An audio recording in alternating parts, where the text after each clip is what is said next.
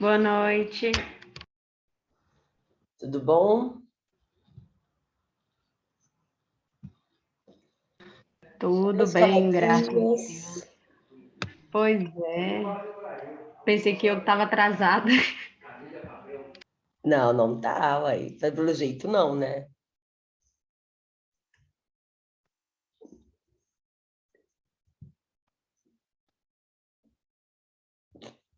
Só um minutinho.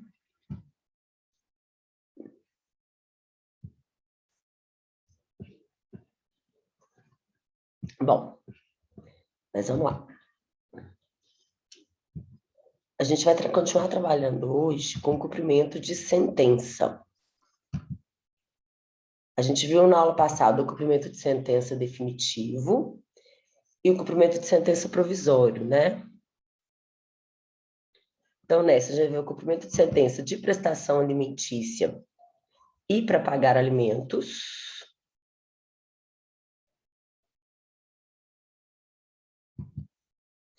O de obrigação de fazer e o de entrega de coisa.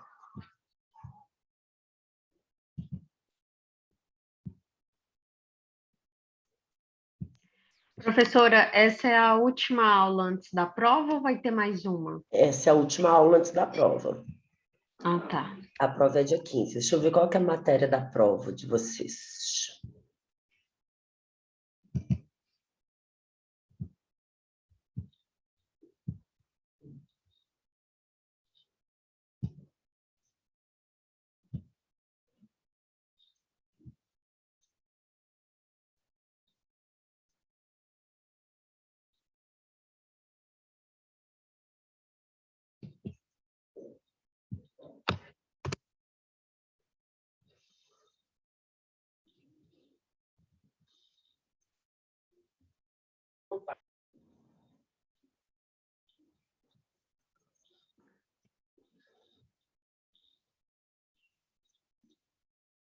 Tá. E a matéria da prova é toda a matéria que a gente viu até hoje, tá?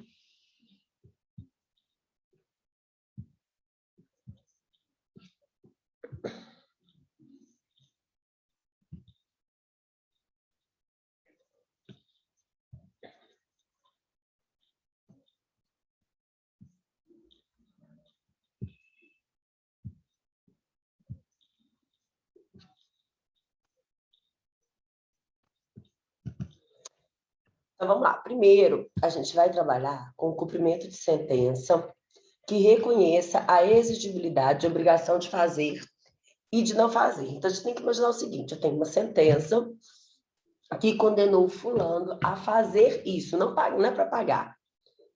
Pagar é o cumprimento de sentença de pagar a quantia certa, que a gente viu na aula passada. Mas fazer alguma coisa, né? Por exemplo, plano de saúde que não quer autorizar a tua operação. Então, você faz uma ação de obrigação de fazer e, ao final, a decisão o obriga a autorizar a cirurgia, por exemplo, né? E aí? Se o plano de saúde não autorizar por livre e espontânea vontade, nós vamos ter que fazer o cumprimento de sentença. Que vai poder ser instaurado de ofício pelo juiz ou pelo credor. Então, quem pode iniciar esse cumprimento de sentença de obrigação de fazer?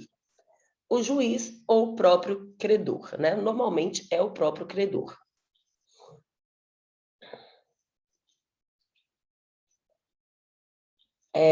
A partir do momento em que a sentença começar a produzir efeitos, seja porque transitou em julgado, né?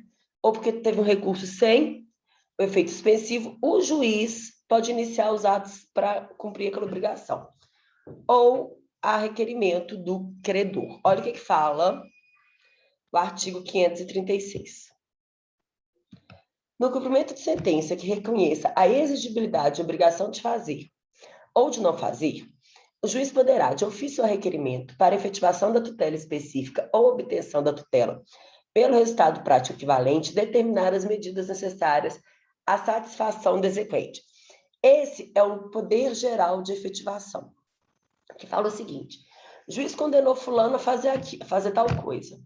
Para garantir o cumprimento dessa obrigação, ele pode colocar multa, busca e apreensão, emissão na posse e por aí vai, tá? Ele pode dar algumas medidas que ele considera necessárias para satisfação, para induzir o réu a cumprir a obrigação, né? Bom, iniciado o cumprimento de sentença, nós vamos intimar o executado para quê? Para ele cumprir a obrigação. Se ele cumprir a obrigação, melhor dos mundos. Foi satisfeita a obrigação, extingue-se o processo, tá? Porém, ele pode não cumprir, resolver se defender. E qual que é a forma de defesa no cumprimento de sentença, gente? Foi falado na aula passada. Qual a forma de defesa no cumprimento de sentença?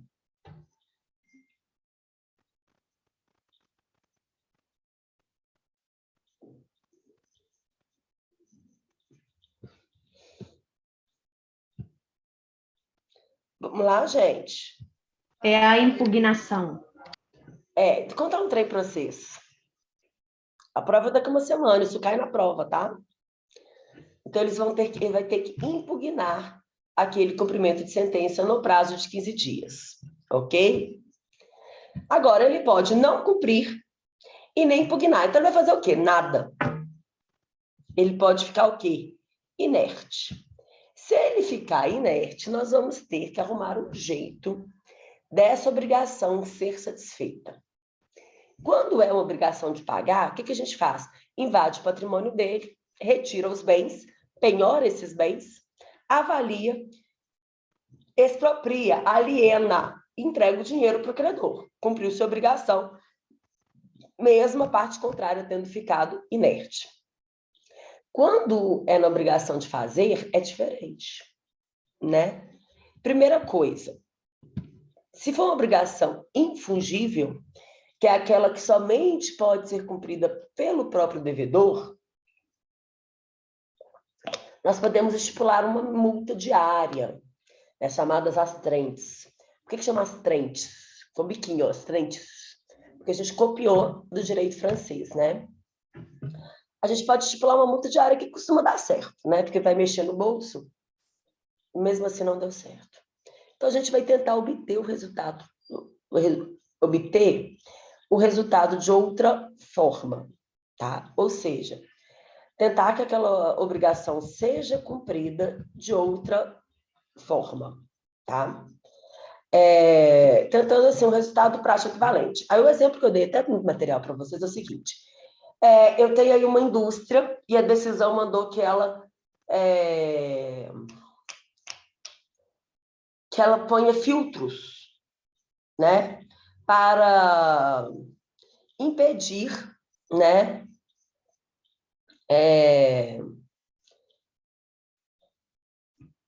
como é que fala? Nas chaminés, para impedir a emissão de gases poluentes, tá? Pois é. Ela não cumpriu. E aí? A gente fecha a empresa, né? Porque ela vai parar de poluir do mesmo jeito. Ou podemos converter, e é o que é mais comum no direito brasileiro, em perdas e danos. Então, fulano tinha que fazer tal coisa, não fez. Vai converter em perdas e danos. E aí, gente, virou obrigação de pagar. Aí você penhora os bens, expropria e entrega, tá? Agora, se a obrigação for fungível, também teremos a multa, mas podemos escolher um terceiro para cumprir a obrigação. Então, outra pessoa vai poder cumprir a obrigação, tá? Bom, então vai se escolher um terceiro para cumprir aquela obrigação. E aí, quem vai pagar o terceiro? Na verdade, normalmente, o exequente paga e depois cobra aquilo do devedor. E aí vai virar obrigação de pagar, do mesmo jeito, né, gente? Bom, qual que é o prazo para cumprir? O prazo que o juiz designa, tá? Não cumpriu, inicia-se o cumprimento de sentença, tá? Se você vai pedir que esse cumprimento seja feito por outra pessoa, se você vai optar pela conversão em perdas e danos, né? vai se liquidar o valor e vai executar como quantia execução por quantia certa. Agora, se for por terceiro, o juiz autoriza requerimento do exequente que um terceiro satisfaça. Aí o exequente paga esse terceiro, né? Cumprido a obrigação, ouve-se as partes em 10 dias e, se não houver impugnação, considera que foi satisfeito. Caso haja impugnação, o juiz vai falar, olha, o terceiro não cumpriu direito também e tal, né? Se o terceiro não cumpriu direito, cumpriu incompleto ou defeituoso, né? O exequente pode requerer ao juiz que, no prazo de 15 dias, o autorize a concluir, tá? Bom. E aí? Mas tudo bem. Você mandou o terceiro para fazer. Quem paga o terceiro? O exequente, mas depois vai cobrar do executado. Aí a gente converte aquilo em perdas e danos e cai lá também, né, gente? Cai também na cobrança, obrigação de pagar, tá? Temos também o cumprimento de sentença que reconhece a exigibilidade da obrigação de não fazer. Interessante, né, gente? Parte da doutrina fala que essa obrigação de não fazer, na verdade, é uma obrigação de fazer negativa, ou seja, é uma obrigação de se abster de fazer, né? E ela é muito complicada, porque se assim, eu ajuizei uma ação contra o meu vizinho para que ele não dê festa no apartamento dele. Aí o juiz falou, ok, não dá festa no apartamento, vizinho. O vizinho vai lá e dá, e aí? A gente vai voltar no tempo, mas a gente vai pedir uma multa, caso ele dê, para que ele não dê. Ah, mas aí mesmo assim ele dá. Vamos converter em perdas e danos, tá? Muito comum. A CEMIG, ela costuma ir na casa das pessoas. E aí ela faz a fiscalização e fala, tem gato aqui. De onde que ela tira essa ideia do gato? Deixa eu explicar para vocês. Ela pega lá a tua média de consumo. Se a tua média de consumo diminui drasticamente de uma hora para outra, ela já desconfia que lá você fez um gato. E aí ela vai lá e analisa. E ela tira o relógio. Tirou o relógio, gente. Se tinha gato ou não, na hora que você tirou o relógio, você acabou com a prova. E aí ela te coloca uma multa altíssima por causa daquilo, né?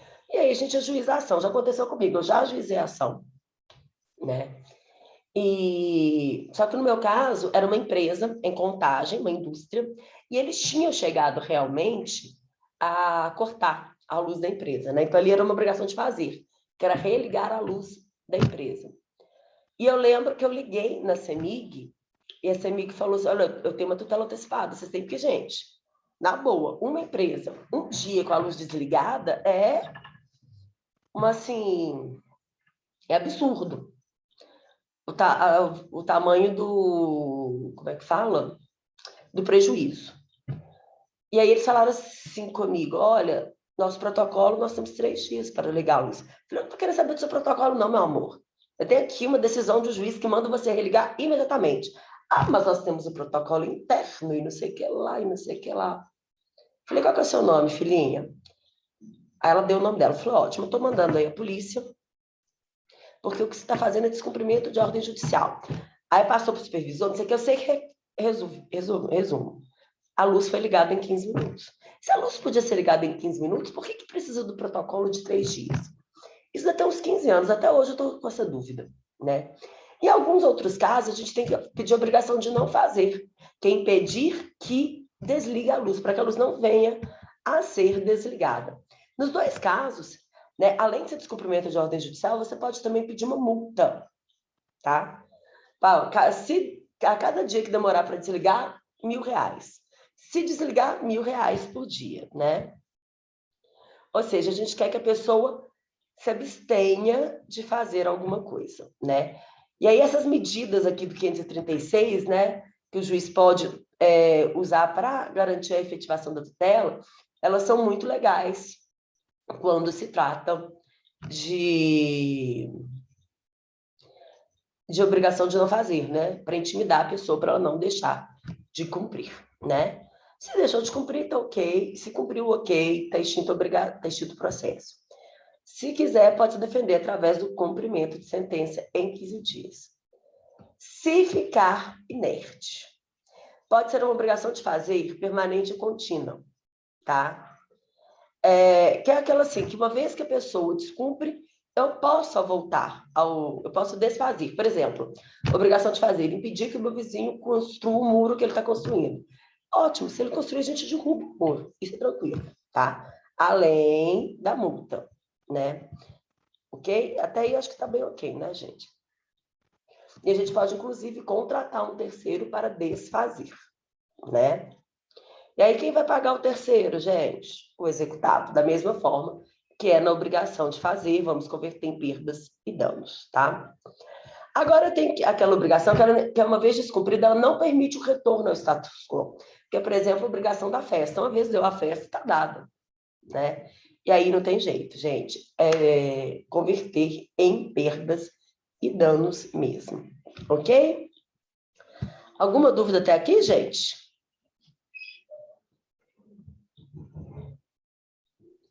Não. Paula, você está aqui. Você achou sua turma, Paula? Boa noite, Ana Paula. Ana Paula deu boa noite, mas eu estou falando com a Paula, da Graça. Paula Batalha.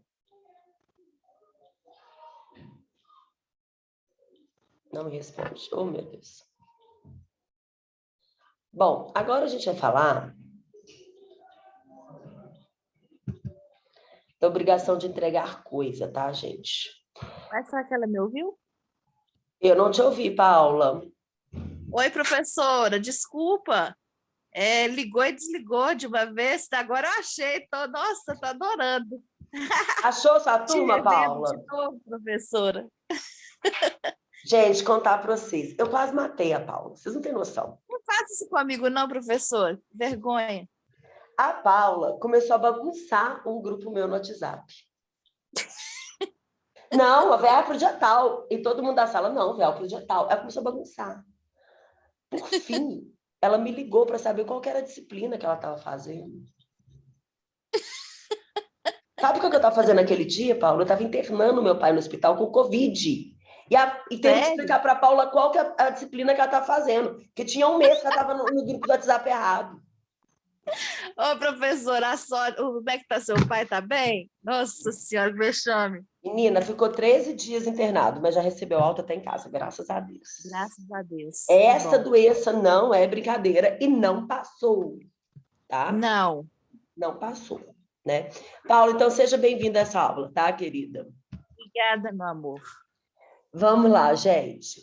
Cumprimento de sentença que reconheça a exigibilidade de obrigação de entrega de coisa, né? E aí, então, a sentença condenou alguém a entregar algo. Olha o que fala o artigo 538, parágrafo 3º. Aplica o seu procedimento previsto nesse artigo no que couber as disposições sobre o cumprimento de obrigação ou não fazer, de fazer ou não fazer. Ou seja, muitas coisas da obrigação de entrega de coisa vai ser igual na obrigação de fazer e não fazer.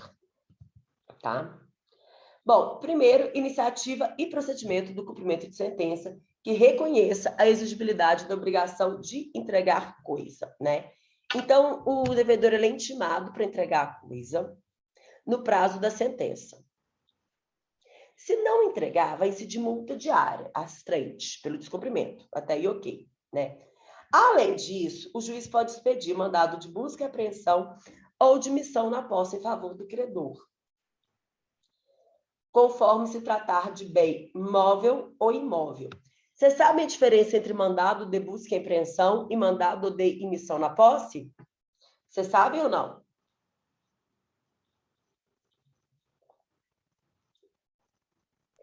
Eu não. No mandado de busca e apreensão, o juiz manda o oficial de justiça ir na casa ou na empresa e buscar a coisa. Então, o objeto litigioso era esse tablet. Com mandado de busca e apreensão, o oficial de justiça pode vir aqui tomar meu tablet. E se eu não quiser entregar?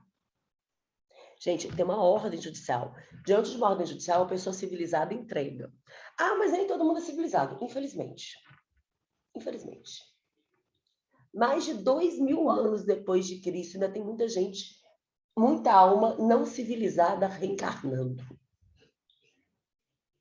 Por outro lado, gente, tem um povo que eu vejo, que eu falo assim, por que isso daí reencarnou? Que pessoa maravilhosa, que pessoa evoluída. Que ser humano merda eu sou. Como eu ainda tenho que evoluir? Como eu vou ter que reencarnar muitas vezes? Vocês não têm sentimento? Eu não tenho. Eu tenho, porque eu não tenho coração bom. Mas a pessoa civilizada, ela entrega o bem de ti junto. Mas se ela não é civilizada, a gente... O que o oficial de justiça faz? Chama a força policial, para que a polícia pegue na marra. Entenderam? Entendeu? Maravilha. Agora, e se é uma coisa imóvel, um bem imóvel, uma casa, um apartamento, uma sala, um lote, dá para o oficial de justiça ir lá e buscar e tirar do lugar a casa, o terreno? Não dá. Então, quando é um bem imóvel, a gente faz emissão na posse. E quando é um bem imóvel, é busca e apreensão, tá? A emissão na posse do mesmo jeito. Meu amorzinho, é o seguinte, você tem aí 3 horas para desocupar esse apartamento. Sério, tá? Dá horas. Mas assim, gente, não é que a pessoa está sendo surpreendida em horas ela vai ter que desocupar o apartamento, não. Já mandaram ela sair daquele apartamento no processo 555 vezes, ela não saiu. Aí o oficial de justiça chega lá e dá horas para ela sair fora. Ah, mas ela não vai topar porque ela não é civilizada. Chama a força policial. Vocês entenderam? Se a pessoa não juntar as coisas dela e sair no tempo que o oficial de justiça der, e são horas, tá? A própria polícia tira as coisinhas dela. Olha que legal. Não, né? Bom, então, o executado é intimado. Se ele cumpre, né, e deposita em juízo a coisa, ou, né, os documentos, a chave do imóvel, por exemplo, maravilha.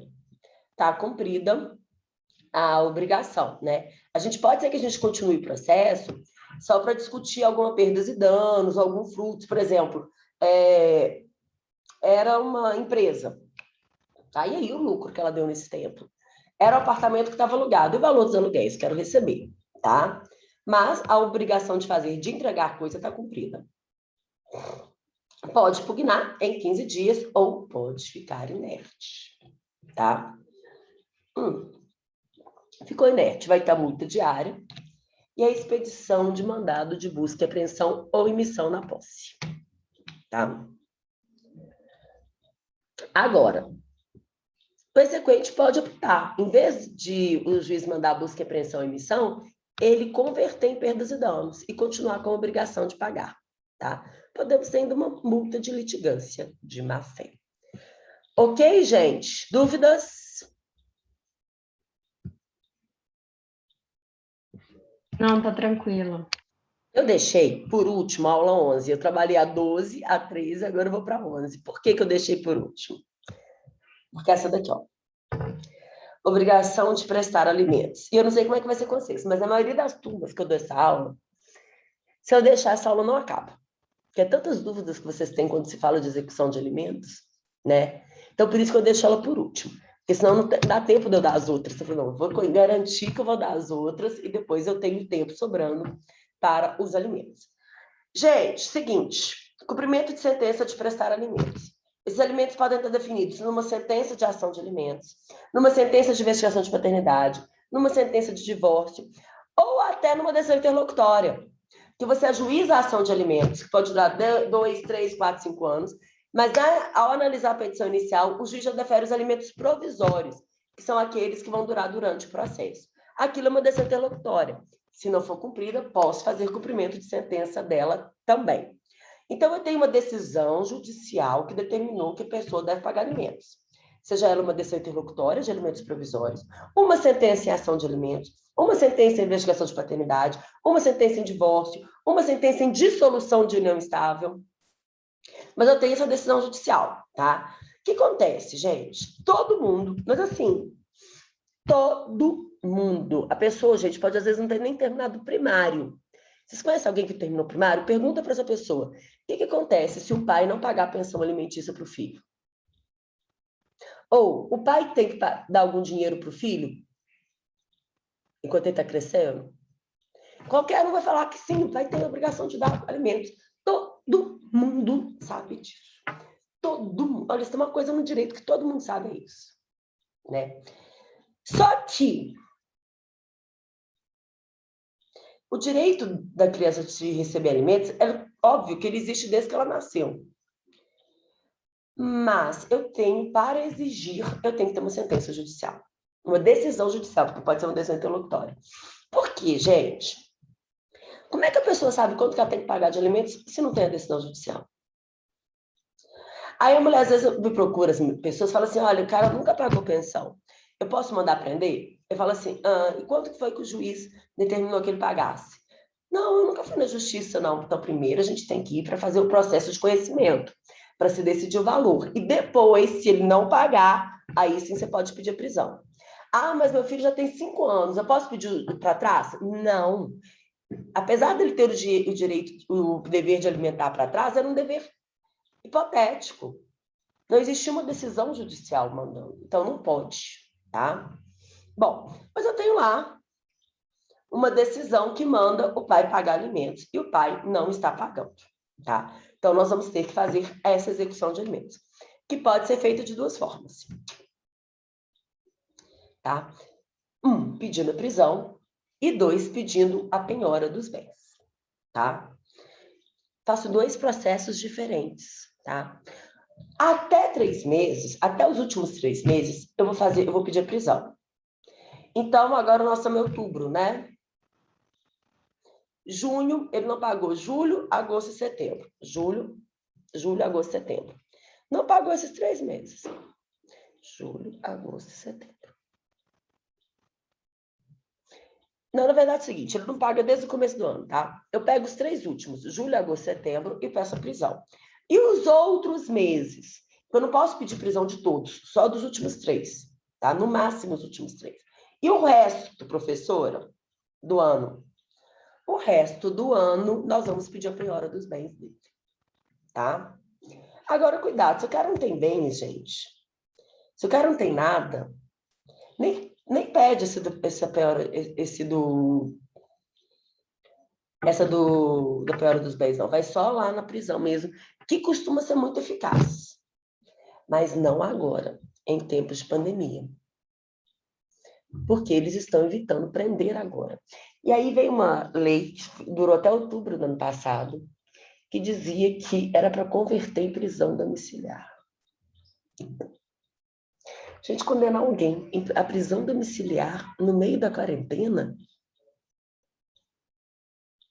Eu estava em prisão domiciliar, vocês também estavam, estava todo mundo, era isolamento social. Oi? Né? O que eu tenho feito nos meus processos? Eu tenho pedido a suspensão da prisão para que ela seja cumprida após a pandemia, que é para ficar encarcerado mesmo, tá? Bom.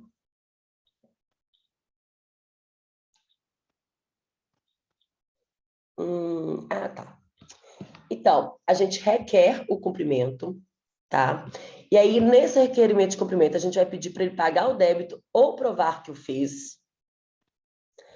Pagar, provar que pagou, pagar em 3 dias, provar que pagou, ou justificar a impossibilidade de efetuá-lo no prazo máximo de 3 dias. 3 dias. Então, bom, ele pode ir lá e pagar, ou provar que já tinha pago, e eu já vi isso. Eu já vi homem provar que pagou. Provar que pagou. E a hora que você questionava a mulher, ela só queria infernizar o homem, ele estava pagando direitinho a pensão. Tá? Justificar a impossibilidade de pagar, o que é muito difícil, gente. Qual que é a maioria da justificativa que a gente recebe? Perdeu o emprego. Você perdeu o emprego, aí seu filho não come mais, não veste mais, não vai mais ao médico. O fato do cara perder o emprego, ele pode até ajuizar uma ação de revisional de alimentos, para rever, para diminuir o valor. Ou até de exoneração para parar de pagar, apesar que não vai ganhar a exoneração, mas a revisão pode ser. Mas se ele não faz isso, não autoriza ele a diminuir por conta própria ou parar de pagar por conta própria. Ele continua a ter aquela obrigação de pagar. Então, às vezes a pessoa vai lá e fala, olha, a justificativa é, fiquei desempregado. Não cola, viu, gente? Não cola. E aí, se não paga em 3 dias, o juiz manda o quê? Prender. Tá? Mas só os 3 últimos meses. E o outro, que é a penhora dos bens? Manda penhorar os bens, ué. Né? Bom, então ele pode justificar e a justificativa não colar ou ficar inerte. Nos dois casos, o que o juiz vai fazer? Se for a prisão civil, vai mandar prender. Ou, se for a penhora, vai mandar penhorar os bens, tá? A prisão civil deve ser cumprida em regime fechado. Apesar de agora na pandemia estão mandando cumprir prisão domiciliar, manda adiar para cumprir depois e cumprir em regime fechado, tá? Tá, a pessoa preferiu ser presa, e aí? Tô livre de pagar pensão? Não. Seu filho não come prisão? Seu filho não come vendetta? Vingança? Mesmo que o cara cumpra a pena, ele não vai poder ser preso mais por causa daquela dívida de alimentos. Mas os bens dele vão continuar respondendo por aqueles alimentos, tá? E fui preso por janeiro, fevereiro e março, não pagou, foi preso. Aí não pagou, abril, maio e junho, vai ser preso de novo. Entendeu? Não impede que ele seja preso outras vezes, tá? Mas ele está preso, tem uma semana, a família vai lá e paga. Acontece muito. Beleza. Suspende a prisão, ele é solto, tá?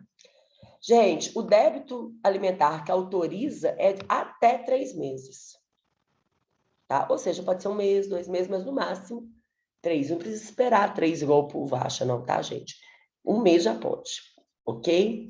E ele vai ficar preso de 30 a 90 dias, tá? Agora, se eu quero cobrar mais do que os últimos 3 meses, aí a gente pode pedir a penhora dos bens dele. Aí vai seguir a penhora de bens normal que a gente vai estudar. Só que a débito de alimentos, ele tem prioridade de penhora sobre os outros débitos, tá? E a gente pode pedir também que tanto débito, tá?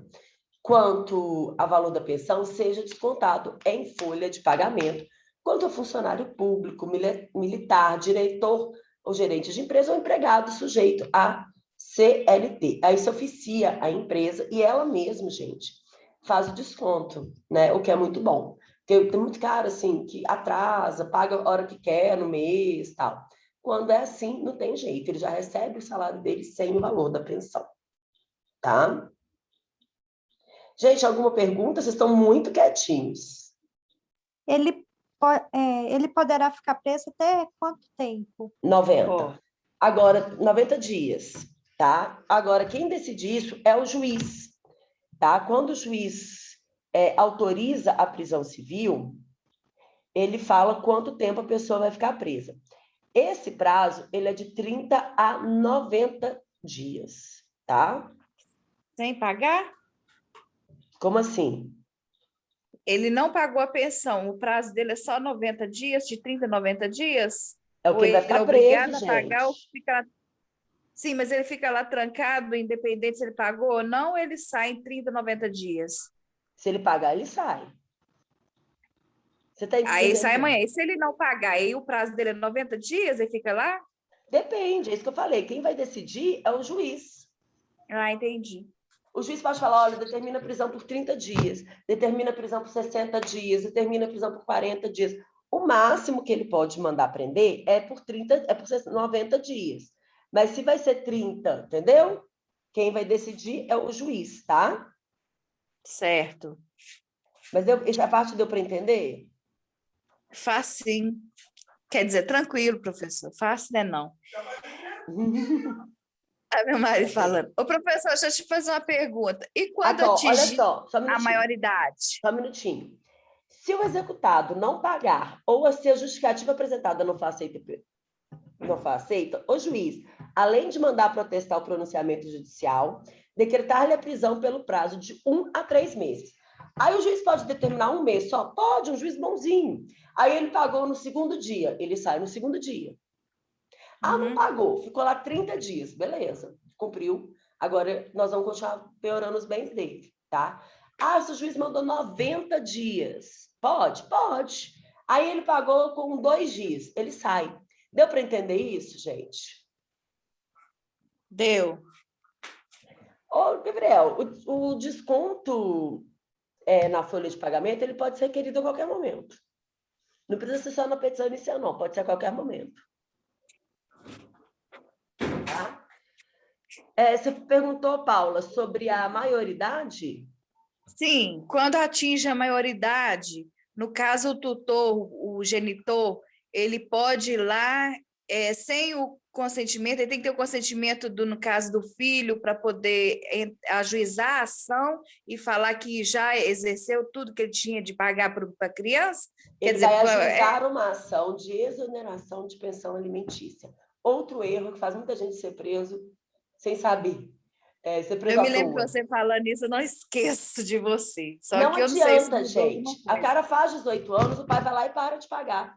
Você está pagando porque o juiz te mandou pagar, meu amigo. Ele te mandou parar de pagar? Então não para de pagar. Mas ele não tem mais direito. Você é juiz para falar o que os outros têm direito? Você vai ter que ajuizar uma ação. Tá? De exoneração. O juiz te exonera, você pode parar de pagar. Tá? E, professora, a gente tem que, por exemplo, quando o pai tem filho, não sabe por onde anda, mas paga a pensão e não sabe por onde que vai andar. Como é que vai descobrir? Aí só ajuizar a ação sem... Porque isso acontece muito aqui, muita gente pergunta isso. A gente tem que ajuizar a ação, tem que notificar o filho? Como que funciona? Não estou entendendo nada. O cara quer pagar pensão, é isso? Isso, não. É ação de oferta de alimentos. Oi? Não. Ele parou de pagar pensão porque o filho já tem mais de 18 anos. Ele vai ajuizar a ação, comunicar ao juiz que ele vai parar de pagar. E se ele não achar mais a pessoa, o filho? Vai citar o filho por edital, ué. E aí não dá problema nenhum, não? Então, se o juiz der decisão final falando para não pagar... Aí depois ele não pode entrar, ajuizar de novo, encher o saco, não, né? Que é a pergunta mais frequente que a gente tem. Olha, poder pode, mas aí não vai ganhar. Se for feito um processo direitinho, né? Tentar achar o filho de todas as formas, não conseguir, não vai ter problema nenhum, não, tá? Ótimo. Gente, mais Obrigada. alguma dúvida? Pode falar, gente.